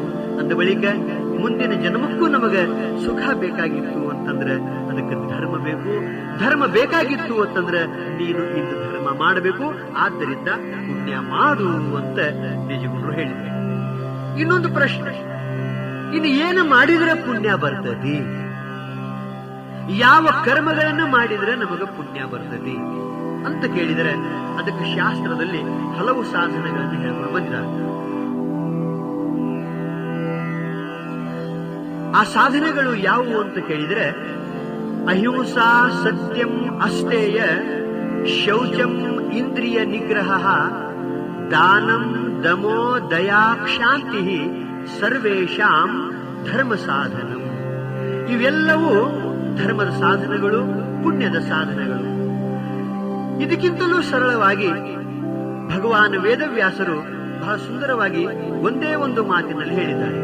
ಅದ್ಯಾವುದು ಅಂತ ಕೇಳಿದ್ರೆ ಪರೋಪಕಾರಾಯ ಪುಣ್ಯಾಯ. ಅಪ್ಪ, ಯಾವತ್ತು ನೀನು ಪರೋಪಕಾರದ ಕಾರ್ಯಗಳನ್ನು ಮಾಡ್ತಾ ಇರು, ಅದು ಬಹಳ ದೊಡ್ಡ ಪುಣ್ಯ. ಇದಕ್ಕಿಂತಲೂ ಹೆಚ್ಚಿನ ಪುಣ್ಯ ಯಾವುದಿಲ್ಲ ಅನ್ನುವಂಥ ಮಾತನ್ನು ಹೇಳಿದ್ದಾರೆ. ಇದಕ್ಕೆ ಉರ್ದು ಒಳಗೆ ಒಂದು ಸುಂದರವಾದಂತಹ ಮಾತ ಹೇಳ್ತಾರೆ ಮಹಾತ್ಮರು. ಪರೋಪಕಾರ ಮಾಡಬೇಕು, ಮನುಷ್ಯ ಒಬ್ಬನಿಗೆ ಒಬ್ಬ ಸಹಾಯ ಮಾಡಬೇಕು ಅನ್ನುವಂಥ ಮಾತನ್ನು ಹೇಳ್ತಾರೆ. ಯಹಿ ಇಬಾದತ್ ಯಹಿ ದೀನೋ ಈಮಾನ್, ಯಹಿ ಇಬಾದತ್ ಯಹಿ ದೀನೋ ಈಮಾನ್ ಕೆ ದುನಿಯಾ ಮೇ ಕಾಮಾಯೆ ಇನ್ಸಾನ್ ಕೋ ಇನ್ಸಾನ್, ದುನಿಯಾ ಮೇ ಕಾಮಾಯೆ ಇನ್ಸಾನ್ ಕೋ ಇನ್ಸಾನ್. ಒಬ್ಬರಿಗೊಬ್ಬರು ಸಹಾಯ ಮಾಡೋದು, ಪರರಿಗೆ ಉಪಕಾರ ಮಾಡೋದು, ಇದಕ್ಕಿಂತಲೂ ಹೆಚ್ಚಿನ ಪುಣ್ಯ ಇಲ್ಲ. ಇದ ನಮಾಜ, ಇದ ರೋಜಾ, ಇದ ಪೂಜಾ ಅಂತ ಆ ಮಹಾತ್ಮರು ಕೂಡ ಹೇಳ್ಕೊಂಡು ಬಂದಿದ್ದಾರೆ. ಅದಕ್ಕೆ ಮನುಷ್ಯ ಪರೋಪಕಾರ ಮಾಡುವುದು ಇದು ಪುಣ್ಯದ ಕೆಲಸ ಮಾಡಬೇಕು.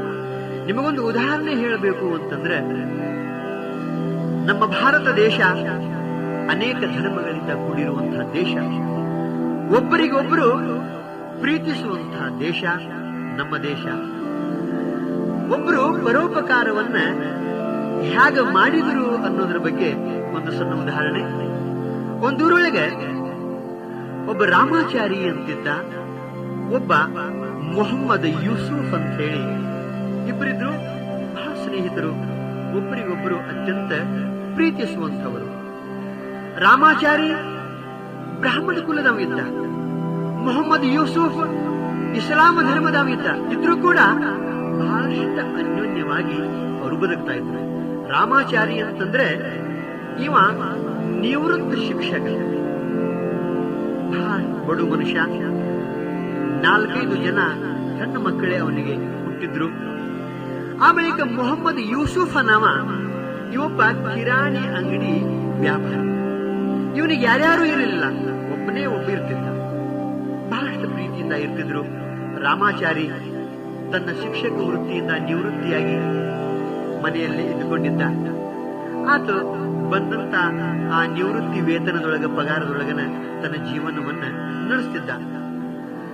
ಎಷ್ಟು ಪ್ರೀತಿಲೇ ಇದ್ರು ಅಂತಂದ್ರೆ, ಮೊಹಮ್ಮದ್ ಯೂಸುಫ ಆತ ಮಸೀದಿಯೊಳಗ ಅಜಾನ್ ಆಯಿತು ಅಂತಂದ್ರೆ ರಾಮಾಚಾರಿ ಅಂತಿದ್ದ, ಏ ಮೊಹಮ್ಮದ್, ನಿಮ್ಮ ನಮಾಜ್ ಟೈಮ್ ಆಯ್ತು, ನೀ ಹೋಗಿ ಬರೋ ತನಕ ನಾ ಅಂಗಡಿಯಾಗ ಕುಂಡಿರ್ತು ಅಂತ ಹೇಳಿ ರಾಮಾಚಾರಿ ಅಂಗಡಿಯಾಗ ಕುಂಡಿರ್ತಿದ್ದ. ಮೊಹಮ್ಮದ್ ಯೂಸುಫ್ ಹೋಗಿ ನಮಾಜ್ ಮುಗಿಸ್ಕೊಂಡು ಇನ್ನ ಹಬ್ಬ ಹರಿದಿನಗಳಲ್ಲಿ ಮೊಹಮ್ಮದ್ ಯೂಸುಫ ತಾನು ಬ್ಯಾಳಿ ಬೆಲ್ಲ ರಾಮಾಚಾರಿಗೆ ಕೊಡ್ತಿದ್ದ. ನೋಡಪ್ಪ, ಇವತ್ತ ನಾನು ನಿಮ್ಮ ಮನೆಗೆ ಪ್ರಸಾದಕ್ಕೆ ಬರ್ತನೋ, ಇವತ್ತು ನೀ ಎಲ್ಲ ಸರಿಯಾಗಿ ಮೃಷ್ಟಾನ್ನ ಭೋಜನ ಮಾಡುವಂತ ಹೇಳಿ ಕೊಟ್ಟು ಕಳಿಸ್ತಿದ್ದ. ಯಾಕ ಅಂತ ಕೇಳಿದ್ರೆ ರಾಮಾಚಾರಿ ಅತ್ಯಂತ ಬಡವನ, ಇಷ್ಟ ಪ್ರೀತಿಯಲ್ಲಿ ಇದ್ದವನು. ಒಮ್ಮೆ ಒಂದು ಘಟನಾ ಘಟಿಸಿತು. ಮೊಹಮ್ಮದ್ ಯೂಸುಫ ಮಸೀದಿಯಿಂದ ಅಂಗಡಿಗೆ ಬರುವ ಸಮಯದಲ್ಲಿ ಒಬ್ಬ ಮದಾಂಧ ಶ್ರೀಮಂತ ಸೈಕಲ್ ಮೋಟರ್ ಮೇಲೆ ಬಂದು ಮೊಹಮ್ಮದ್ ಯೂಸುಫನ ಮೇಲೆ ಹಾರಿಸಿಕೊಂಡು ಹೋಗ್ಬಿಟ್ಟ. ಬಹಳಷ್ಟು ಪೆಟ್ಟು ಬಿತ್ತು ಮೊಹಮ್ಮದ್ ಯೂಸುಫನಿಗೆ, ರಕ್ತ ಹರಿದು ಹೋತು. ದವಾಖಾನೆಗೆ ಹೋಗಿ ಹಾಕಿದ್ರು. ರಾಮಾಚಾರಿ ಓಡಿ ಬರ್ತಾನೆ. ಮೊಹಮ್ಮದ್ ಯೂಸುಫ್ ಏನಾತು, ಹೇಗಾದ್ರೂ ಮಾಡಿ ನಮ್ಮ ಮೊಹಮ್ಮದ್ ಯೂಸುಫನಿಗೆ ಉಳಿಸ್ಕೋರಿ ಅಂತ ಹೇಳಿ ಡಾಕ್ಟರ್ ಕೈಗಾಲು ಬೀಳ್ತಿದ್ದ. ಒಂದೇನಾಗಿತ್ತು ಅಂತ ಕೇಳಿದ್ರೆ, ಮೊಹಮ್ಮದ್ ಯೂಸುಫನ ರಕ್ತ ಬಹಳ ಹರಿದು ಹೋಗಿಬಿಟ್ಟಿತ್ತು. ಇನ್ನೇನಪ್ಪ, ರಕ್ತ ಹಾಕಿದ್ರೇನೆ ಅವ ಬದುಕ್ತಾನು ಅನ್ನುವಂತ ಸ್ಟೇಜಿಗೆ ಬಂದ. ಅವನ ರಕ್ತಕ್ಕೆ ಹೊಂದುವಂತ ರಕ್ತ ಎಲ್ಲಿ ಸಿಗಲಿಲ್ಲ, ಹುಡುಕಾಡಿ ಬಂದ್ರು.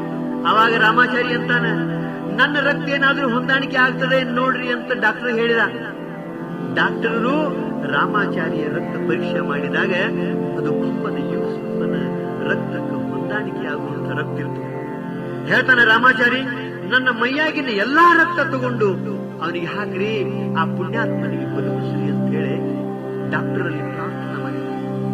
ಅವಾಗ ಡಾಕ್ಟರು ರಾಮಾಚಾರಿ ಮೈ ಒಳಗಿನ ಒಂದೆರಡು ಬಾಟ್ಲೆ ರಕ್ತ ತಗೊಂಡು ಮೊಹಮ್ಮದ್ ಯೂಸುಫನಿಗೆ ಹಾಕಿದ್ರು. ಮೊಹಮ್ಮದ್ ಯೂಸುಫ ಬದುಕಿದ. 4-6 ತಿಂಗಳ ಪರ್ಯಂತರ ದವಾಖಾನೆಯಲ್ಲಿ ಇದ್ದಾಗ ರಾಮಾಚಾರಿ ಅವನ ಮಕ್ಕಳು ಅವನ ವ್ಯವಸ್ಥೆ ಮಾಡ. ರಾಮಾಚಾರಿ ಮಕ್ಕಳು ಮೊಹಮ್ಮದ್ ಯೂಸುಫನಿಗೆ ಚಾಚಾ ಅಂತ ಕರೀತಿದ್ರು. ಇಷ್ಟೊಂದು ಭಾವೈಕ್ಯತೆಯಿಂದ ಪ್ರೀತಿಯಿಂದ ಇದ್ದಂಥ ಜನ. ಹೇಗೋ ಆಗಿ ಮೊಹಮ್ಮದ್ ಯೂಸುಫ್ ಬದುಕಿದ. ಆ ಬಳಿಕ ಮೊಹಮ್ಮದ್ ಯೂಸುಫ ತನ್ನ ಧರ್ಮಕ್ಕನುಸಾರವಾಗಿ ಹಜ್ಜಿಗೆ ಹೋಗಬೇಕು ಅಂತ ಹೇಳಿ ಅವ ಸಂಪತ್ತನ್ನ ಸಂಗ್ರಹ ಮಾಡಿ ಇಡಲಾಗ್ತಿದ್ದ. ಇನ್ನೇನಪ್ಪ, ಮುಂದಿನ ವರ್ಷ ನಾನು ಹಜ್ಜಿಗೆ ಹೋಗಿ ಬರಬೇಕು, ನನ್ನ ಜೀವನ ಸಫಲ ಆಗ್ತೈತಿ ಅಂತ ಹೇಳಿ ಸಾಕಷ್ಟು ದುಡ್ಡ ಸಂಗ್ರಹ ಮಾಡಿ ಇಟ್ಟಿದ್ದ. ಈ ಕಡೆ ರಾಮಾಚಾರಿ ಮನೆಯೊಳಗೆ ಮನೆ ತುಂಬ ಹೆಣ್ಮಕ್ಕಳೇ ಇದ್ರು. ಮದುವೆಯ ವಯಸ್ಸ ಮೀರಿ ನಡೆದಿತ್ತು. ಅದರಾಗ ಮೊದಲನೇ ಮಗಳ ಲಗ್ನನ ಆಗಿದ್ದಿಲ್ಲ. ಇನ್ನು ಉಳಿದ ಮಕ್ಕಳ ಲಗ್ನ ಬಂದಂತ ವರಗಳೆಲ್ಲ ವರದಕ್ಷಿಣೆ ಕೇಳ್ತಿದ್ರು. ರಾಮಾಚಾರಿ ಅತ್ಯಂತ ಬಡವನಿರುವುದರಿಂದ ಅವನಿಗೆ ಲಗ್ನ ಮಾಡುವುದಾಗಿರಲಿಲ್ಲ. ಹೀಗಾಗಿ ಲಗ್ನ ಉಳಿದಿತ್ತು. 50-60 ವರಗಳು ಬಂದು ನೋಡ್ತಿದ್ದು, ವರದಕ್ಷಿಣೆ ಕೇಳ್ತಿದ್ದು. ಬಡವ ಅನ್ನೋದು ಗೊತ್ತಾತು ಅಂತಂದ್ರೆ ಹೋಗಿ ಬಿಡ್ತಿದ್ರು. ಒಮ್ಮೆ ಹಿರಿ ಮಗಳು ಅಂತಾಳ, ನಮ್ಮ ತಂದೆಗೆ ನಾವು ಎಷ್ಟು ಭಾರವಾಗಿರಬೇಕು, ನಾವು ಜೀವಂತ ಇದ್ರೆ ನಮ್ಮ ತಂದೆಗೆ ಎಂದೆಂದೂ ಸುಖ ಸಿಗುವುದಿಲ್ಲ, ನಾನು ಸತ್ತು ಬಿಡಬೇಕು ಅಂತ ಹೇಳಿ ವರ ಬಂದು ವಾಪಸ್ ಹೋದಾಗ ಅದೇ ದುಃಖದಿಂದ ಆ ಹಿರಿಮಗಳು ಬಾವಿ ಬೀಳ್ಬೇಕಂತ ಓಡ್ತಾ ಹೊಂಟಿದ್ಲು. ಮೊಹಮ್ಮದ್ ಯೂಸುಫ ಮಸೂದಿಯಿಂದ ನಮಾಜ್ ಮುಗಿಸಿಕೊಂಡು ಅಂಗಡಿಗೆ ಬರ್ತಿದ್ದ.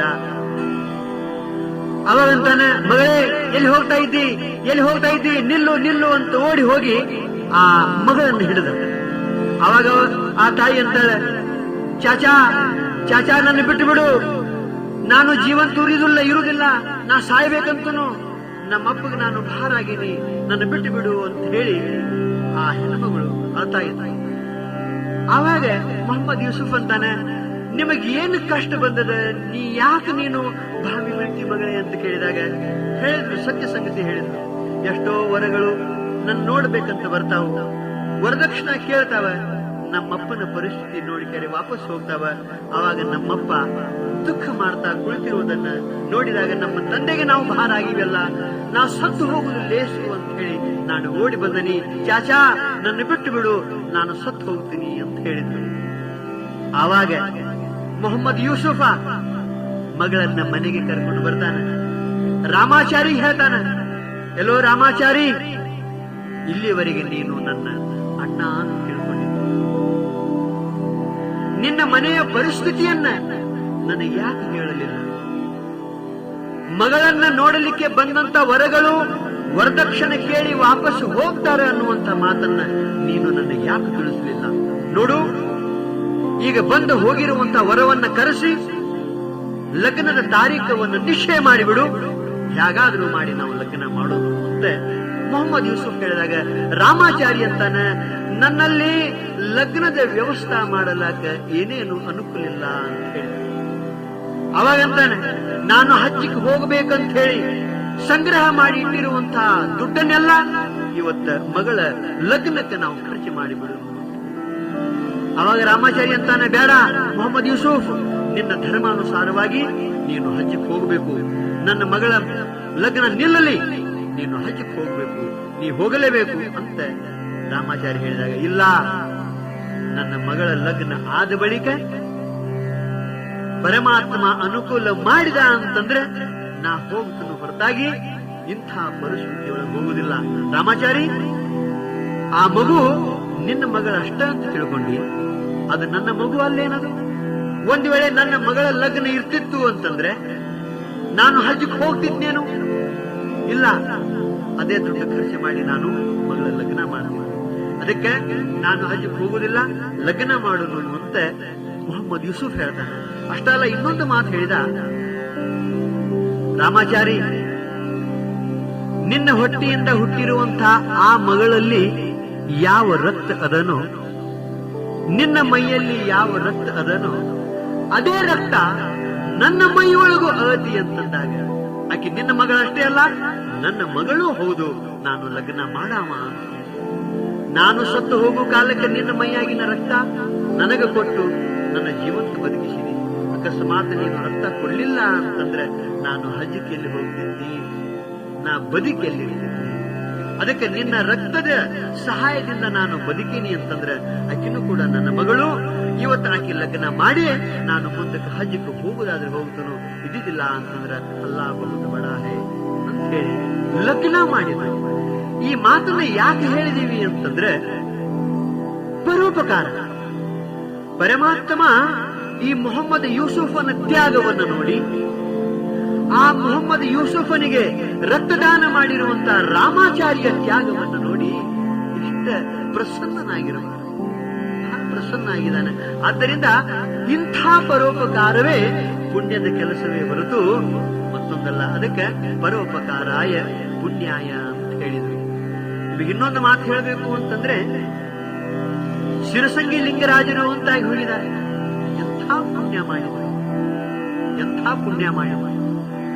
ಅವರು ಮಾಡಿರುವಂಥ ಕೀರ್ತಿ ಇವತ್ತು ಉಳ್ಕೊಂಡದೆ. ಅದಕ್ಕೆ ಹೇಳಿದ್ರು, ಅಸ್ಥಿರಂ ಜೀವಿತಂ ಲೋಕೆ ಅಸ್ಥಿರಂ ಧನ ಯೌವನಂ ಅಸ್ಥಿರಂ ಪುತ್ರದಾರಾಢ್ಯಂ ಧರ್ಮ ಕೀರ್ತಿ ದ್ವಯಂ ಸ್ಥಿರಂ. ಈ ಲೋಕದಲ್ಲಿ ಜೀವಿಸಿಕೊಂಡಿರುವುದು ಶಾಶ್ವತ ಅಲ್ಲ. ನಮ್ಮ ನಿಮ್ಮೆಲ್ಲರ ಬದುಕು ಶಾಶ್ವತ ಸ್ಥಿರವಾದದಲ್ಲ. ಅಸ್ಥಿರಂ ಜೀವಿತಂ ಲೋಕೆ ಅಸ್ಥಿರಂ ಧನ ಯೌವನಂ. ಧನಾನು ಅಸ್ಥಿರ, ಯೌವನವೂ ಕೂಡ ಅಸ್ಥಿರ. ಅಷ್ಟಲ್ಲ, ಅಸ್ಥಿರಂ ಪುತ್ರದಾರಾಢ್ಯಂ. ಹೆಂಡತಿ, ಮಕ್ಕಳು, ಇಡೀ ಸಂಸಾರವೇ ಇದು ಅಸ್ಥಿರ. ಇನ್ನ ಧರ್ಮ ಕೀರ್ತಿ ದ್ವಯಂ ಸ್ಥಿರಂ. ಅಸ್ಥಿರವಾದಂತ ದೇಹದಲ್ಲಿದ್ದುಕೊಂಡು ಅಸ್ಥಿರವಾದಂತ ಧನವನ್ನ ನಾವು ಸದುಪಯೋಗ ಮಾಡಿದೀವಿ ಅಂತಂದ್ರೆ ಇದರಿಂದ ಧರ್ಮ ಹುಡ್ತದ, ಕೀರ್ತಿನು ಹುಡ್ತದ. ಈ ಧರ್ಮ, ಈ ಕೀರ್ತಿ ಇವು ಎರಡು ಸ್ಥಿರವಾಗಿ ಉಳಿತಾವು ಅನ್ನುವಂಥ ಮಾತನ್ನ ನಮಗೆ ಮಹಾತ್ಮರು ಹೇಳ್ಕೊಂಡು. ಆದ್ದರಿಂದ ಪುಣ್ಯ. ಶಿರಸಂಗಿ ಲಿಂಗರಾಜರು ಬಹಳ ದೊಡ್ಡ ದೇಸಾಯರು. ಅವರಿಗೆ ಮಕ್ಕಳಿರಲಿಲ್ಲ, ಅಪಾರ ಆಸ್ತಿ ಇತ್ತು. ಅವರು ಬೇಕಾದ್ರೆ ಇನ್ನೊಂದು ಲಗ್ನ ಆಗಬಹುದಾಗಿತ್ತು. ಬೇಡ ಇನ್ನೊಂದು ಮಗನನ್ನ ದತ್ತಕ ತಗೊಂಡು ಬಾಳಿ ಬದುಕಬೇಕಾಗಿತ್ತು. ಅವ್ರು ಹಾಗೆ ಮಾಡ್ಲಿಲ್ಲ. ಇನ್ನೊಬ್ಬ ಬಂದಾವ, ಅವ ಎಂತಾವ ಇರ್ತಾನೋ ಗೊತ್ತಿಲ್ಲ, ನನ್ನ ಆಸ್ತಿ ಹ್ಯಾಂಗ ಹಾಳು ಮಾಡ್ತಾನೋ ಗೊತ್ತಿಲ್ಲ, ಅದಕ್ಕೆ ನನಗೆ ಯಾರ್ಯಾರು ಬೇಡ, ಇಲ್ಲಿ ಇರುವಂತಹ ನನ್ನ ಕನ್ನಡ ನಾಡಿನಲ್ಲಿ ಇರುವಂತಹ ಎಲ್ಲ ಬಡ ಮಕ್ಕಳು ಅವು ನನ್ನ ಮಕ್ಕಳು ಅಂತ ತಿಳ್ಕೊಂಡು ವಿದ್ಯಾಸಂಸ್ಥೆಗಾಗಿ ತಮ್ಮ ಇಡೀ ಆಸ್ತಿಯನ್ನೇ ದಾನ ಮಾಡಿದರು. ಎಂಥ ಪುಣ್ಯದ ಕೆಲಸ ಇದು.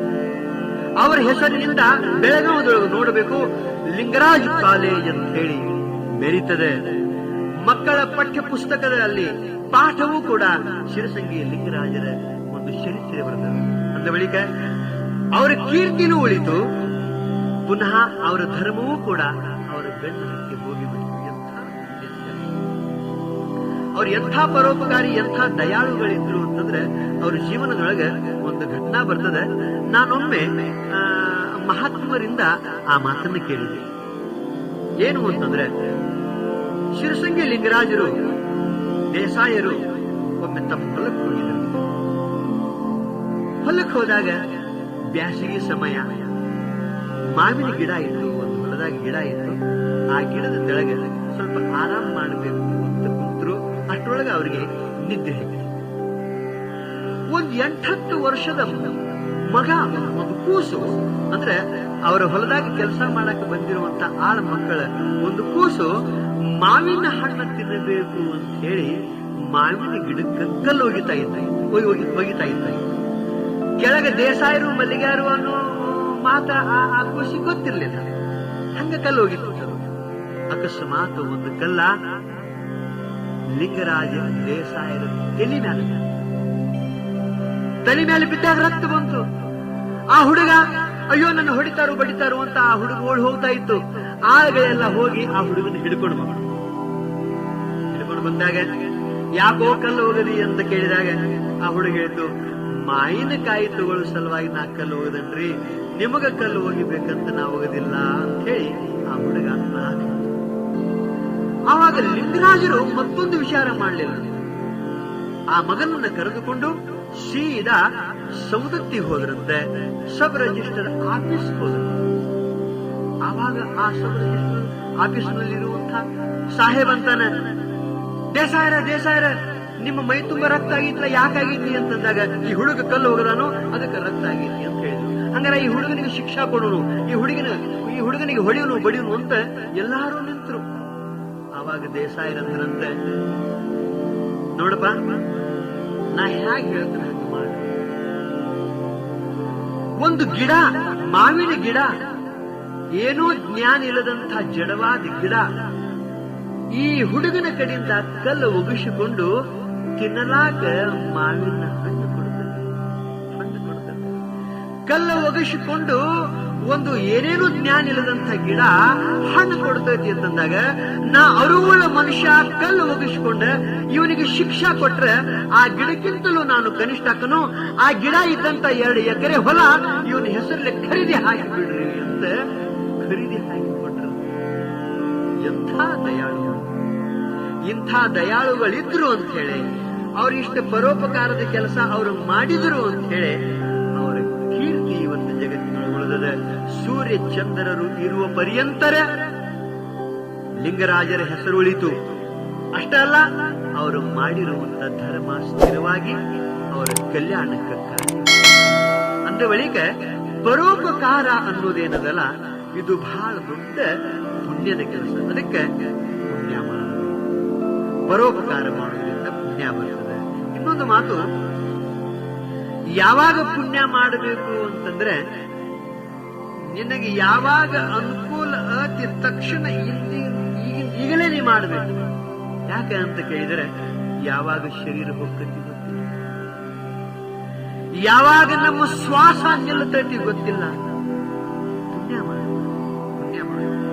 ಅನಿತ್ಯಾನಿ ಶರೀರಾಣಿ ವಿಭವೋ ನೈವ ಶಾಶ್ವತಃ ನಿತ್ಯ ಸನ್ನಿಹಿತೋ ಮೃತ್ಯು ಕರ್ತವ್ಯೋ ಧರ್ಮ ಸಂಗ್ರಹ. ಶಾಸ್ತ್ರಗಳು ಹೇಳ್ತಾವೆ, ಗುರುಗಳು ನಮಗೆ ಹೇಳ್ತಾರೆ, ಅನಿತ್ಯಾನಿ ಶರೀರಾಣಿ, ಈ ಶರೀರ ಅನಿತ್ಯದ ಮಾತು, ಯಾವಾಗ ಕೈ ಬಿಟ್ಟು ಹೋಗ್ತೈತಿ ಗೊತ್ತಿಲ್ಲ. ಈ ಶರೀರ ಅನಿತ್ಯಾನಿ ಶರೀರಾಣಿ ವಿಭವ ನೈವ ಶಾಶ್ವತ. ಈ ಸಂಪತ್ತು ಅನ್ನೋದೇನದಲ್ಲ, ನಿನ್ನ ಹತ್ತಕ್ಕೆ ಸಂಪತ್ತು ಇದ್ದಾಗನ ಸದುಪಯೋಗ ಮಾಡ್ಕೋ. ಇದು ಶಾಶ್ವತ ಇರುವುದಲ್ಲ.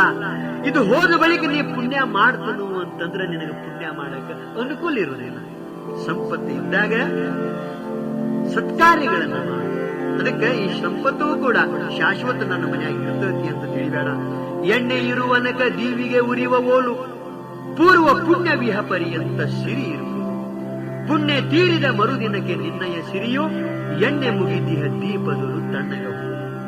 ಪಣತಿಯಾಗಿ ಎಣ್ಣೆ ಇರು ತನಕ ದೀಪ ಉರಿದಂಗ ಪೂರ್ವದ ಪುಣ್ಯ ಇರು ತನಕ ಸಂಪತ್ತಿರ್ತತಿ.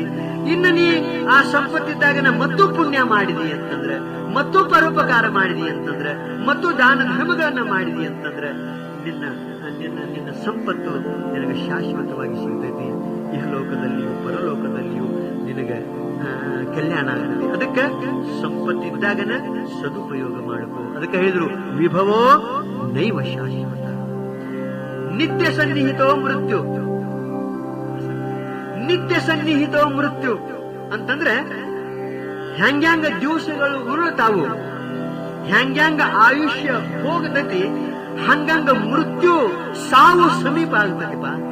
ಅದಕ್ಕೆ ನಿತ್ಯ ಸನ್ನಿಹಿತೋ ಮೃತ್ಯು ಅಂತ ಹೇಳಿದ್ರು. ಹಂಗಾರ ಶರೀರನೂ ಅನಿತ್ಯದ, ಸಂಪತ್ತುನು ಅನಿತ್ಯದ, ಮೃತ್ಯುನು ಯಾವಾಗ ಬರ್ತೈತಿ ಗೊತ್ತಿಲ್ಲ. ಅದು ದಿವಸ ಹೋದಂಗ ಸಮೀಪ ಆಗಾಕತ್ತೈತಿ ಅಂದ ಬಳಿಕ ನಮ್ಮ ಕರ್ತವ್ಯವೇನು?